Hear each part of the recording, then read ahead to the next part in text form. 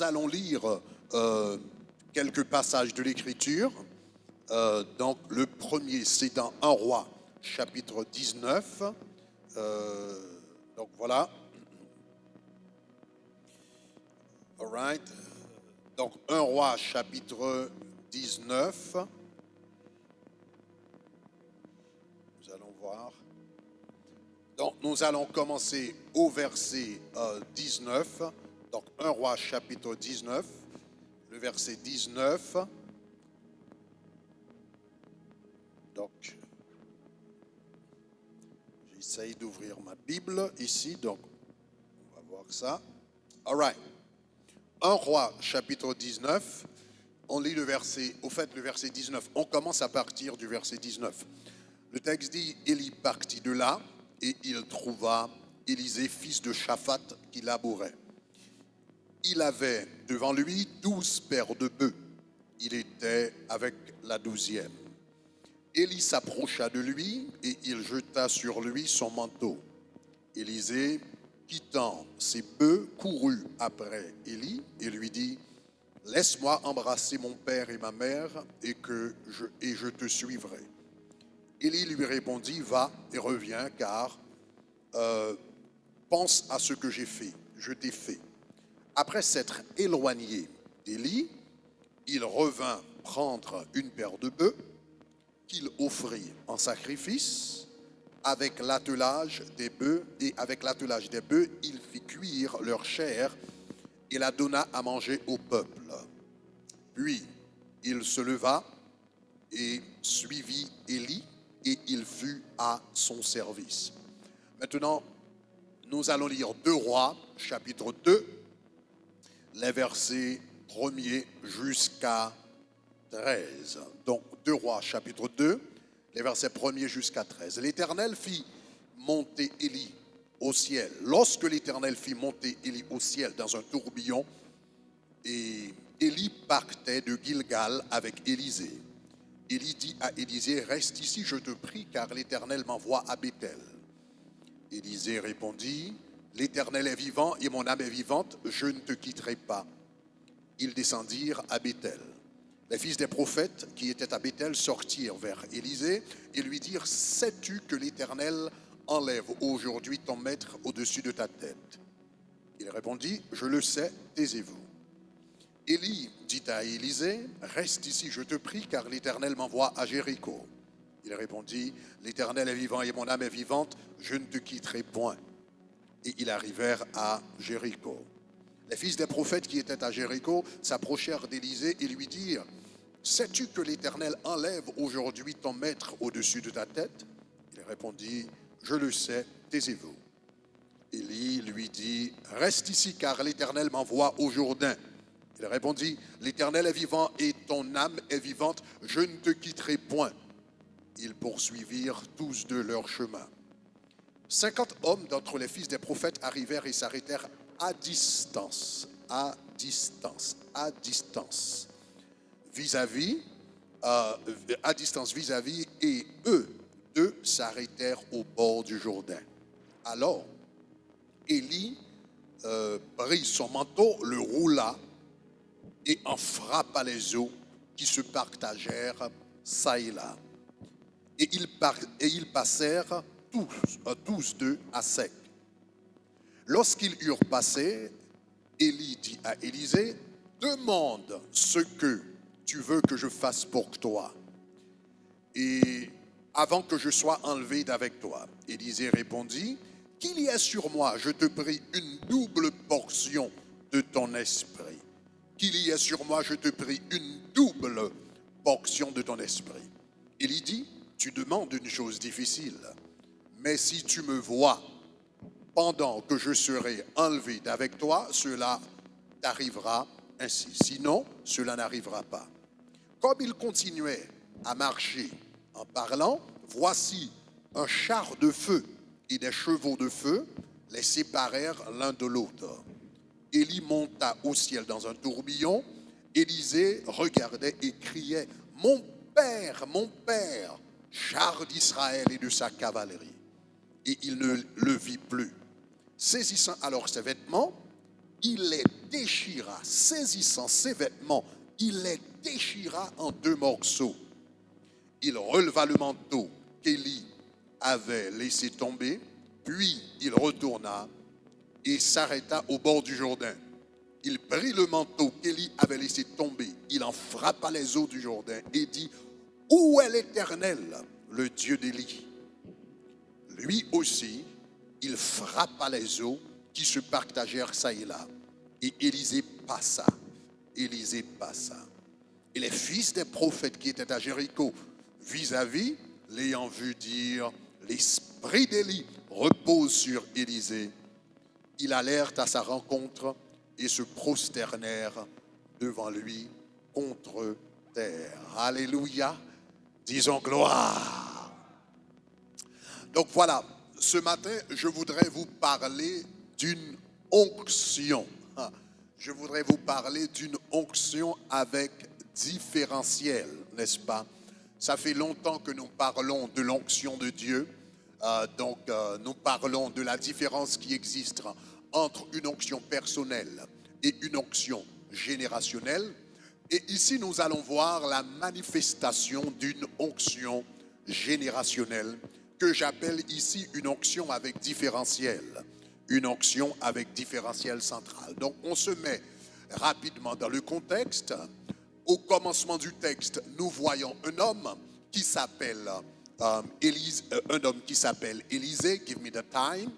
Donc, nous voyons un homme qui s'appelle Élisée. Élisée, c'est un jeune homme. C'est un jeune homme. La Bible dit il s'appelait Élisée et son père s'appelait fils de Shaphat. Donc, nous voyons ce jeune homme dont le père s'appelait Shaphat, n'est-ce pas, qui est en train de labourer les champs. Donc, cet homme est en train de labourer les champs. Maintenant, c'est un jeune garçon, et c'est un jeune garçon apparemment qui est issu d'une famille noble. Donc, nous savons qu'il est issu d'une famille noble parce que la Bible prend le temps d'identifier son père. La Bible dit c'est Élisée, fils de Shaphat. Maintenant, dans la Bible, quand quelqu'un n'est pas une personnalité importante, on ne mentionne pas son nom. Donc, par exemple, on vous parle un centenier. On dit simplement un centenier. Une femme samaritaine, une femme syro-phénicienne, etc. Un publicain, etc. Donc, généralement, quand quelqu'un n'est pas important, on utilise un nom commun pour décrire la personne. Mais quand on prend le temps de citer le nom de la personne, de mentionner le nom de la personne, cela veut dire qu'on s'attend à ce que les auditeurs ou à ce que les lecteurs sachent. Donc cette personne, ça doit être une personne, généralement, ce sont des personnes de renom qu'on mentionne dans la Bible. Donc, le fait que l'auteur ait pris le temps de mentionner le nom du père de cet homme, donc cela veut dire dans la zone où il se trouvait, à Abel-Méhola, là où il se trouvait, dans la petite localité, donc c'était une personnalité importante. Donc voilà, cet homme, Élisée, jeune garçon, issu d'une famille noble, et apparemment, il avait eu du succès dans les affaires. Parce que la Bible dit, quand l'auteur a dit, quand Élie l'a trouvé, cet homme-là, la Bible dit, il marchait avec 12 paires de bœufs. 12 paires de bœufs. Maintenant, dans l'Ancien Testament, avoir seulement une vache, une seule vache, c'était quelque chose d'extraordinaire. Donc, un bœuf, une vache, ça coûte cher. Même en Haïti, par exemple, dans une localité, quand quelqu'un avait des bœufs, eh bien, c'était quelqu'un d'important dans la zone. Donc voilà, cet homme, il n'avait pas seulement une vache, la Bible dit, il avait 12 paires de bœufs, cela veut dire 24. Donc c'était une personnalité non seulement importante, mais c'était un homme également d'affluence. Donc il avait du succès dans ses entreprises. C'était un agriculteur, mais c'est un agriculteur qui avait eu du succès. Et d'ailleurs, également 24 bœufs, cela suppose également de grands terrains. Parce que pour donner à manger à des bœufs, 24 bœufs régulièrement, donc cela veut dire que tu dois avoir un grand terrain de grands domaines pour pouvoir donner à manger, nourrir ces bœufs-là. Donc voilà, c'est un homme, il a beaucoup de bœufs, il a un grand terrain, un grand domaine. Donc c'est un homme qui a eu du succès dans ses entreprises. Donc il est jeune, il est sorti d'une famille noble, donc il est un homme d'affluence, il a des moyens, mais malgré tout, il lui manquait quelque chose. Il avait un vide à l'intérieur. C'était un homme, donc il avait une entreprise en plein essor, mais cependant, il avait un vide à l'intérieur de lui-même. Il était issu d'une famille noble, mais il avait un vide. Il avait à son actif les vigueurs de la jeunesse, mais malgré tout, il avait en lui un vide. Jusqu'au moment où un vieux prophète est passé de chez lui. Donc, jusqu'au moment que le prophète soit passé près de lui, et le prophète a identifié quelque chose en lui. Il avait l'argent, mais il avait un vide. Il avait le nom, mais il avait un vide. Il avait une bonne réputation, mais il avait un vide jusqu'à ce qu'il fasse la rencontre avec le prophète Élie. Et le prophète Élie a identifié quelque chose en lui. Le prophète Élie a identifié quelque chose que ses parents n'avaient pas identifié. Le prophète Élie avait identifié quelque chose, lui, qu'il n'avait pas identifié en lui. Qu'est-ce que le prophète a identifié en lui? L'homme de Dieu a identifié sa destinée. Il a identifié sa destinée, il a identifié son appel, il a identifié son futur. Voilà, cet homme était en train de labourer les champs. Cet homme était en train de labourer les champs, mais pourtant, quand Dieu, lui, il a parlé à Élie, il a dit, j'ai 7000 hommes qui n'ont jamais fléchi le genou devant Baal. Et parmi ces 7000 hommes, tu vas trouver un homme par le nom d'Élisée. Et tu vas oindre Élisée. Et il va être prophète à ta place. Aïe, aïe, aïe, aïe, aïe. Voilà un homme selon le plan de Dieu qui est prophète. Selon le programme de Dieu qui est prophète. Selon le calendrier de Dieu qui est prophète. Selon la destinée que Dieu avait préparée pour lui, il devait être prophète. Mais voilà, il est en train de labourer les champs. Il travaille comme fermier. Il travaille comme agriculteur. Il avait raté sa vocation. Mais un père avait pu identifier la destinée. Parle-moi, parle-moi. Un père a pu identifier la destinée. Un père spirituel a pu identifier l'avenir dans un clin d'œil. Disons gloire. Oh, je remercie le Seigneur pour les pères. Je remercie le Seigneur pour les pères que j'ai eus dans ma vie. Je me rappelle quand j'étais jeune, j'étais ami avec un pasteur Wesley qui s'appelait pasteur Fleurant. J'avais à peu près 20 ans, mais lui, il avait 50 ans. Et je lui disais que moi, je vais aller à l'école de médecine. Je vais être médecin. Et lui me disait, tu peux être médecin si tu veux, mais tu vas finir par prêcher l'évangile. Tu vas finir par la prédication de l'évangile. Un père avait vu quelque chose en moi que je n'avais pas vu en moi-même. Disons gloire. Alléluia. Je déclare au nom de Jésus que ta destinée, alléluia, soit mise à découverte. Que le plan de Dieu pour toi soit mis à découverte. Que ton avenir en Dieu soit mis à découverte. Disons gloire. Donc voilà cet homme qui travaillait comme agriculteur.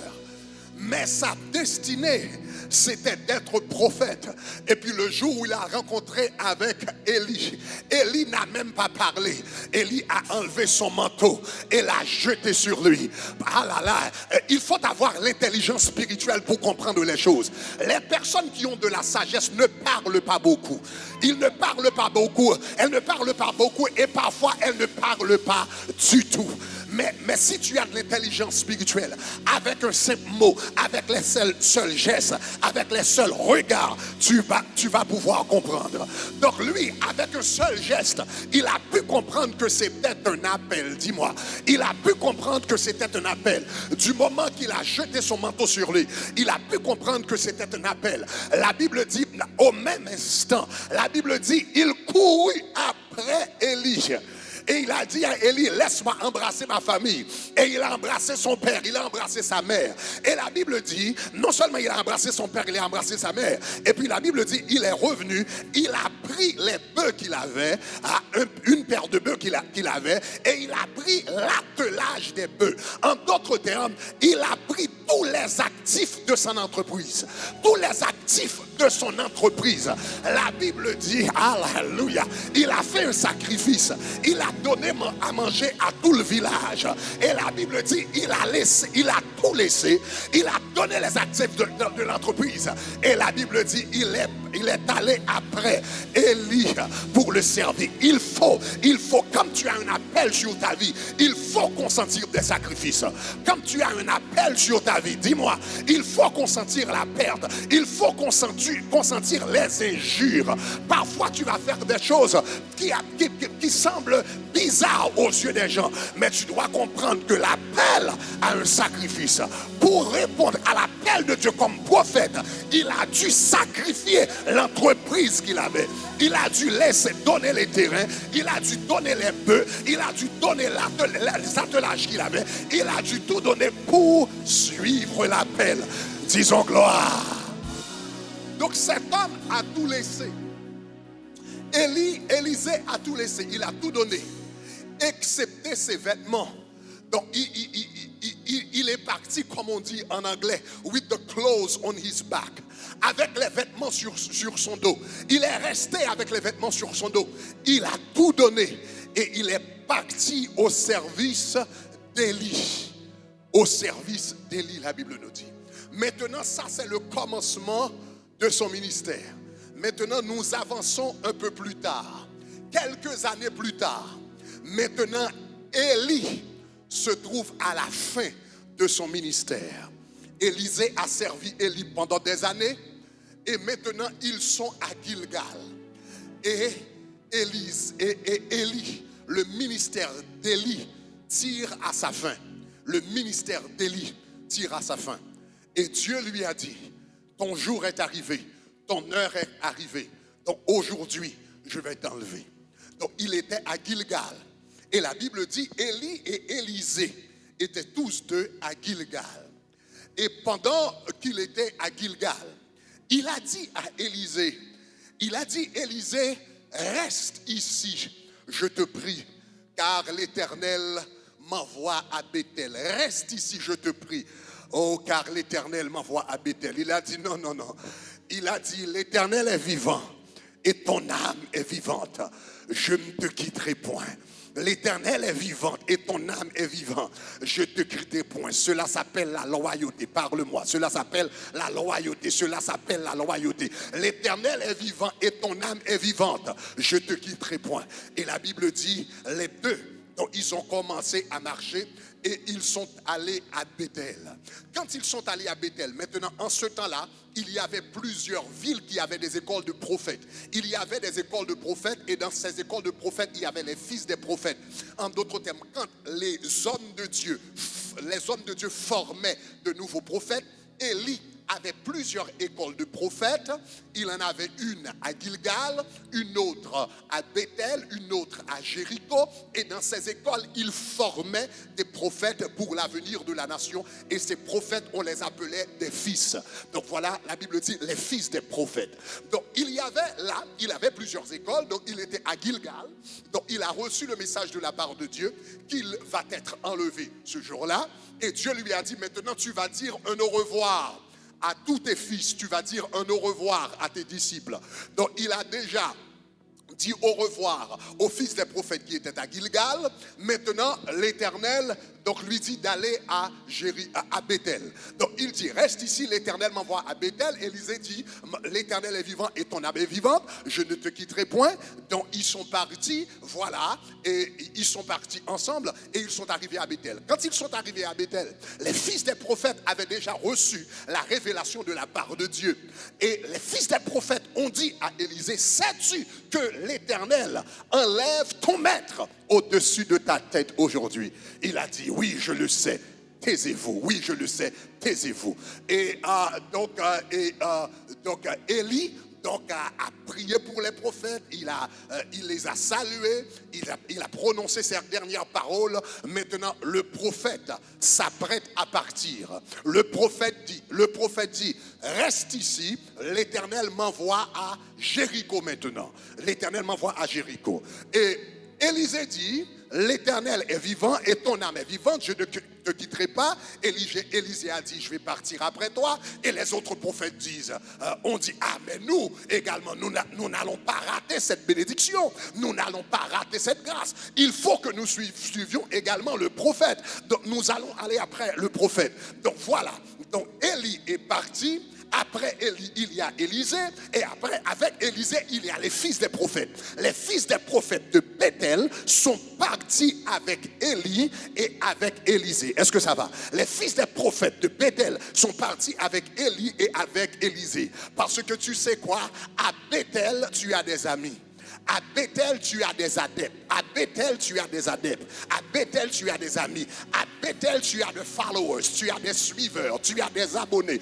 Comme tu es à Bethel. Parce que représente Bethel? Bethel représente le lieu de la révélation divine. Vous vous rappelez, c'était à Bethel. C'était à Bethel que Jacob avait vu l'échelle qui reliait le ciel avec la terre. Pendant qu'il dormait, il a vu une échelle. Et il a vu des anges de Dieu monter et descendre sur l'échelle. Et Dieu lui a dit, je te bénirai. C'était à Bethel qu'il avait reçu la vision. C'était la Bethel qu'il avait reçu la prophétie. C'était la Bethel qu'il avait reçu la révélation. Donc tant que tu es à Bethel, tu es en train de recevoir des révélations de la part de Dieu. Tu es en train de recevoir des messages de la part de Dieu. Tu es en train de recevoir des rémas de la part de Dieu. Tu vois, tu vas avoir des fils, tu vas avoir des adeptes, tu vas avoir des abonnés, tu vas avoir des fans, tu vas avoir des personnes avec toi. Donc pendant qu'il était à Bethel, il a eu des disciples qui étaient avec lui. Pas de problème, nous te suivons à Bethel. Donc l'Éternel a dit, maintenant l'Éternel m'envoie à Jéricho. Maintenant il est parti pour Jéricho. Les prophètes sont partis après lui. Quand il est arrivé à Jéricho, il a trouvé un autre groupe de fils de prophètes. Donc il a prononcé les dernières paroles. Il a dit son au revoir. Maintenant il est prêt à partir. Quand il est arrivé à Jéricho, les prophètes ont dit la même chose. Sais-tu que ton maître va être enlevé aujourd'hui? Je le sais, taisez-vous. Il a prié pour eux, il a dit ses au revoir, et puis voilà. Maintenant, il dit, l'Éternel m'envoie vers le Jourdain. Et Élisée a dit, l'Éternel est vivant, et ton âme est vivante, je ne te quitterai pas. Et les fils des prophètes, maintenant, ont dit la même chose. Ah, Élisée ne va pas te laisser. Nous aussi, nous n'allons pas vous laisser. Donc, il faut que nous participions à cette grâce. Il faut que nous recevions cette onction. Il faut que nous recevions cette puissance. Il faut que nous recevions cette bénédiction. Maintenant, donc, il y a Élie donc, qui est en train de se rendre au Jourdain maintenant. Et derrière lui, il y a Élisée. Et maintenant, derrière Élisée, il y a les prophètes de Bethel. Derrière les prophètes de Bethel, il y a les prophètes de Jéricho. Donc, est-ce que vous êtes avec moi? Donc, il y a un grand groupe là de prophètes qui accompagnent l'homme de Dieu. À Bethel, il y avait des amis à Bethel. À Jéricho également, il y a eu des amis. Parce que représente Jéricho? Jéricho représente le lieu de la manifestation de la puissance de Dieu. Jéricho représente la puissance surnaturelle. Vous vous rappelez, c'était à Jéricho qu'ils ont fait le tour de la ville pendant 6 jours. La Bible dit, et le 7e jour, ils en ont fait 7 fois. Et la Bible dit, ils ont crié. Et les murs de Jéricho se sont effondrés. Donc Jéricho représente la puissance de Dieu. Oh, tant que tu opères dans la puissance de Dieu, tu as des amis. Tant que tu opères dans la puissance de Dieu, tu as des adeptes. Tant que tu opères dans la puissance de Dieu, tu as des abonnés. Il y a des personnes qui te suivent. Tant que tu reçois des révélations de la part de Dieu, tant que tu opères dans la puissance de Dieu, il y a des personnes qui te suivent. Donc les prophètes l'ont suivi à Bethel. Les fils des prophètes l'ont suivi à Jéricho. Maintenant, il se tient, maintenant, il est en route pour le Jourdain. Et la Bible dit qu'il marche. Ils sont en train de marcher. Mais plus, alléluia, mais plus Élie s'approche du Jourdain, plus le nombre de prophètes qui le suivaient se réduisait. Plus qu'il avançait près du Jourdain, plus le nombre de prophètes qui le suivaient se réduisait, parce que la Bible dit, quand il est arrivé au Jourdain, la Bible dit, les prophètes se sont tenus à distance. Les prophètes, les fils des prophètes, les fils des prophètes, les fils des prophètes se sont tenus à distance. La Bible dit qu'il avait 50 prophètes avec lui. Il avait 50 prophètes avec lui. À Bethel, il y avait des prophètes. À Jéricho, il y avait des prophètes qui étaient avec lui. Mais quand il est arrivé au Jourdain, la Bible dit qu'il n'y avait qu'Élisée qui était avec lui au bord du Jourdain. Les 50 autres prophètes se sont tenus à l'écart. Ils se sont tenus à distance. Pourquoi? Parce que Bethel représente la révélation divine. Jéricho représente la puissance surnaturelle. Mais le Jourdain représente les oppositions démoniaques. Le Jourdain représente les oppositions démoniaques. Le Jourdain, c'est ce qui te sépare d'avec ta destinée. Le Jourdain, c'est ce qui te sépare d'avec ton lendemain. Le Jourdain, c'est ce qui te sépare de ton avenir. Voilà pourquoi la Bible dit, les eaux t'ont vu, ô Éternel, et les eaux ont tremblé, dit l'Éternel. Le psalmiste dit, tu es dans ta main d'en haut. Et à la Bible dit, tu me secours. Il dit, tu m'as délivré des grandes eaux. Les grandes eaux représentent les oppositions. Les grandes eaux représentent les attaques démoniaques. Les grandes eaux représentent les limitations démoniaques. Les grandes eaux représentent les forces qui se tiennent devant toi et qui te disent que tu ne vas pas atteindre ton destinée. Donc à Bethel, il y avait des amis. À Jéricho, il y avait des amis. Mais quand il est arrivé auprès du Jourdain, et maintenant les eaux du Jourdain commencent à monter. Les eaux du Jourdain menacent de submerger le prophète. Oh, les fils des prophètes n'étaient pas là.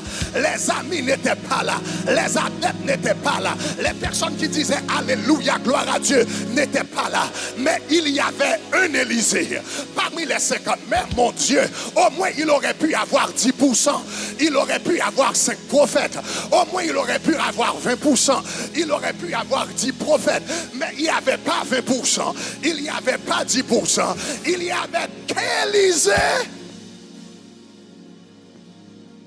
Il y avait seulement Élisée. Seulement Élisée a pris l'initiative de traverser avec lui. Mais heureusement pour la grâce de Dieu qui se reposait sur l'homme de Dieu, la Bible dit, il a pris son manteau, il a frappé les eaux, et les eaux se sont partagées. La Bible dit ça et là. Et l'homme de Dieu, les deux hommes de Dieu, ont traversé le Jourdain. Regarde ton voisin, dis, tu vas traverser le Jourdain. Tu vas traverser le Jourdain, tu vas traverser le Jourdain, tu vas traverser le Jourdain. Tu vas surmonter cette opposition au nom de Jésus. Cette opposition qui te dit que tu ne vas pas te marier, que tu ne vas pas avoir d'enfants, que tu ne vas pas prospérer, que tes finances, alléluia, tu ne vas pas prospérer dans tes finances. Tu vas traverser ce Jourdain. Dites-moi gloire. Ils ont traversé le Jourdain. Maintenant, ce n'est qu'après avoir traversé le Jourdain que le prophète lui a posé la question. Parce qu'il avait réussi les examens. Il avait réussi aux examens. Parce que les 50 prophètes se sont tenus à l'écart. Mais lui, il a traversé le Jourdain, les oppositions démoniaques avec lui. Et maintenant, il lui a dit, que veux-tu que je te fasse? Et c'est alors qu'il lui a répondu, aïe, aïe, aïe. Je veux, donne-moi une double. Aïe, aïe, aïe. Demande-moi ce que tu veux. Qu'il y ait sur moi, je te prie, une double portion de ton esprit. Et l'homme de Dieu lui a dit, là tu demandes quelque chose. Maintenant, c'est intéressant. Cet homme avec l'intelligence spirituelle. Tu vois, en Israël, quand un père allait mourir, le fils demandait le double portion des biens. Quand le père allait mourir, le premier fils, l'aîné demandait le double portion des biens, le double portion des héritages, le double portion des actifs, le double portion des terrains. Mais lui, il n'a pas demandé pour le double portion des actifs, des terrains. Aïe, aïe, aïe. Il n'a pas demandé pour le double portion des bœufs. Il a demandé une double portion de l'onction, de l'onction, de l'onction. Parce que si tu as l'onction, tu as tout. Si tu as l'onction, tu as tout. Il était intelligent pour comprendre. Si tu as l'onction, tu as la prospérité. Si tu as l'onction, tu as la grâce. Si tu as l'onction, tu as la santé. Si tu as l'onction, tu as tout. Il dit, donne-moi, je te prie, double portion de ton esprit. Asseyez-vous. Donne-moi, je te prie, une double portion de ton esprit. Et le prophète lui a dit, ah voilà, ah waouh, tu m'as demandé quelque chose de difficile. Parce que c'est pas à moi de transmettre l'onction. Mais je te donnerai le signe que tu as reçu l'onction. Il a dit, voilà le signe que Dieu a agréé à ta requête. Voilà l'onction que Dieu va t'accorder. Si tu me vois, si tu me vois, si tu me vois, si tu me vois quand je serai enlevé, alors, donc tu sauras que Dieu a agréé à ta requête. Si tu me vois, peux-tu voir ce que je vois? Peux-tu voir ce que je vois? Pour recevoir l'onction d'un père, il faut voir ce qu'un père voit. Il faut voir ce qu'un père voit. Il faut voir ce qu'un père voit. Lorsqu'un père spirituel rentre dans un lieu, ce qu'il voit, est-ce que tu le vois? Parce que si tu ne vois pas, tu ne peux pas. Si tu ne peux pas voir ce que je vois, tu ne peux pas recevoir ce qu'il y a en moi. Est-ce que ça va? Pour avoir ce que j'ai, il faut voir ce que je vois. Si tu vois, parce que moi je vais voir quelque chose. Je vais voir le char de l'Éternel. Je vais voir la cavalerie. Moi je vais voir. Si tu vois ce que je vois, et la Bible dit, et comment est-ce que tu arrives à voir? La Bible dit, il était en chemin et il parlait. C'est en écoutant les paroles d'un père que vos yeux spirituels s'ouvrent. C'est en écoutant les paroles d'un père, c'est en écoutant les enseignements, c'est en écoutant les messages, c'est en écoutant les commentaires. Et tu commences à changer de perspective, tu commences à changer de vision, tu commences à voir les choses de manière différente. Donc il lui a dit, si tu vois ce que je vois, tu vas recevoir. Et la Bible dit, il était en chemin et il parlait. Et la Bible dit, pendant qu'il parlait, le char de l'Éternel est descendu avec les chevaux. Et soudainement, l'homme de Dieu, Élisée il a vu le char. Parce que le char, c'était le trône de Dieu. Si vous lisez dans le livre d'Ézéchiel, vous allez voir que l'Éternel, quand il se déplace sur un char. Donc voilà, le trône de Dieu est descendu pour prendre l'homme de Dieu. Et le prophète, puisqu'il écoutait les paroles, il vivait les paroles, il ressassait les paroles, il répétait les paroles, il renouait les paroles, il a vu. Je déclare que tes yeux spirituels vont être ouverts au nom de Jésus. Je déclare que les yeux de ton cœur, là où vous êtes, en France, là où vous êtes, à Paris, là où vous êtes, à Belma, à Bois-Bernard, je déclare au nom de Jésus que tes yeux spirituels s'ouvrent. Maintenant, dites-moi gloire. Et l'homme a vu. Et le char est descendu. Il a pris le prophète. Et la Bible dit que le manteau est tombé. Le manteau est tombé du ciel. Et il a saisi le manteau. Oh mon Dieu, il était tellement content. Il a reçu ce à quoi il aspirait. La grâce à laquelle donc cet homme aspirait, l'onction à laquelle cet homme aspirait, le privilège auquel il aspirait. Il a reçu la grâce, il a reçu l'onction, il a reçu la bénédiction. Il était content.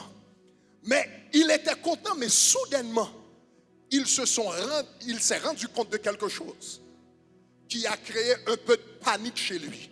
Qu'est-ce qu'il a remarqué? Il a remarqué le Jourdain. Pour pouvoir retourner chez lui, il va devoir traverser le Jourdain. Ce Jourdain qui fait 10 pieds de largeur, qui fait 100 pieds de largeur, plus de 10 pieds de profondeur. Donc cet homme va devoir traverser le Jourdain. Il doit traverser le Jourdain, mais Élie n'est plus là. Il doit traverser le Jourdain, mais Élie n'est plus là.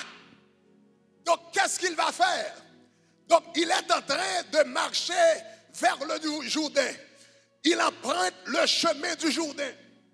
Et la Bible dit, maintenant, pendant qu'il est arrivé près du Jourdain, il s'est rendu compte de quelque chose. Il y avait sur lui son vêtement, parce qu'il avait tout donné, excepté ses vêtements. Il avait donné ses bœufs, il avait donné l'attelage, mais il avait conservé ses vêtements.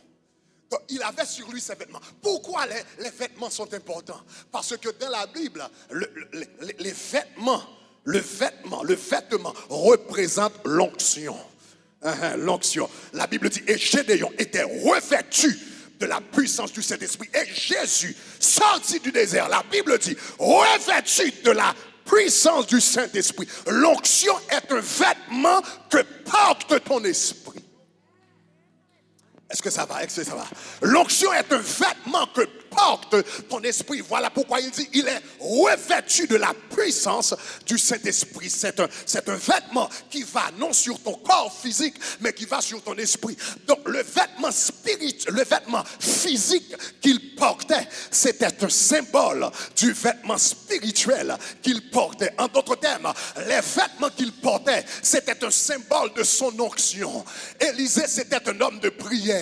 Élisée, c'était un homme d'intimité avec Dieu. Élisée, c'était un homme de jeûne. Oui, c'est vrai, il était agriculteur, mais pendant qu'il travaillait dans les champs, il priait. Pendant qu'il travaillait dans les champs, il jeûnait. Pendant qu'il travaillait dans les champs, il cherchait Dieu. Voilà pourquoi quand Dieu a dit, j'ai 7000 hommes qui n'ont jamais fléchi le genou devant Baal, il a dit, va prendre Élisée, parce qu'il fait partie de ces 7000 hommes. C'est un homme de Dieu, c'est un homme de prière, c'est un homme du cœur de Dieu. Parle-moi. Donc il avait une onction personnelle. Donc il est en train de marcher. Il avait tout donné excepté ses vêtements. Donc maintenant il est arrivé auprès du Jourdain. Maintenant il a deux vêtements. Il a son vêtement personnel, ses vêtements personnels. Et il a regardé sur sa main. Il a le manteau d'Élie. Cela veut dire le vêtement d'Élie. Ses vêtements personnels représentent son onction personnelle.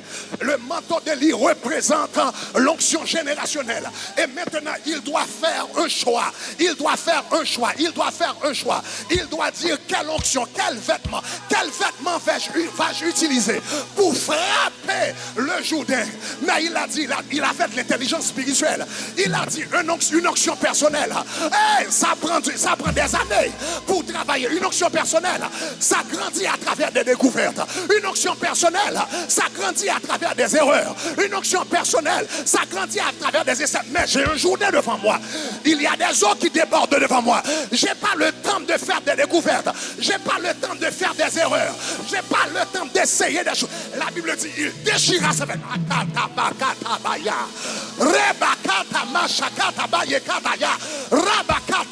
La Bible dit, il déchira ses vêtements en deux. Et cet homme s'est approché du Jourdain, nu, avec le dos nu. Et il a pris l'onction. Il a pris le manteau d'Élie. Il a dit, où est l'Éternel, le Dieu d'Élie? Makarabashakataya. Yekarabakatabashakata. Rabakatabababashakataya. Quelqu'un a besoin d'une onction générationnelle ce matin. J'ai dit quelqu'un a besoin d'une onction générationnelle. Il te faut quelque chose de plus que ton propre manteau. Il te faut le manteau d'un père. Il te faut l'onction d'un père. Il te faut la grâce d'un père pour pouvoir traverser. Aïe, aïe, aïe. Alléluia. Alléluia. De la culture haïtienne, pour nous en Haïti, c'est ce qu'on appelle le différentiel. Tu sais, en Haïti, quand on a une voiture 4x4, on a une Jeep 4x4, maintenant tu essayes de grimper une montagne et tu n'arrives pas à y arriver. Maintenant, les roues patinent, les roues frottent, les roues patinent, mais tu restes en place. Les roues marchent, mais tu restes en place et tu n'arrives pas à monter. Qu'est-ce que tu fais? Tu enlèves tes pieds sur le clutch et tu actives le différentiel. Et soudainement, là où tu étais bloqué, soudainement tu commences à monter, soudainement tu commences à ascendre, soudainement tu commences commence à gravir. Et j'ai entendu le Seigneur dire, je te donne aujourd'hui une onction générationnelle. Je te donne aujourd'hui un différentiel. Je te donne une différentielle fera la différence dans ta santé. Une différentielle. Le différentiel fera la différence dans ta santé. Le différentiel fera la différence dans tes finances. Le différentiel fera la différence dans ton mariage. Le différentiel fera la différence. Tu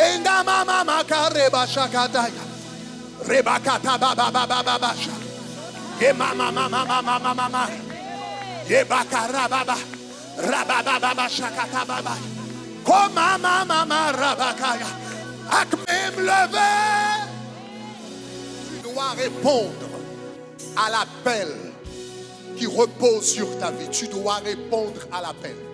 Tu dois répondre à l'appel. Si Élisée, c'était un homme, Élisée, c'était un jeune homme. Élisée avait du succès dans ses entreprises. C'était un homme d'affaires qui avait du succès. Élisée était issu d'une famille noble.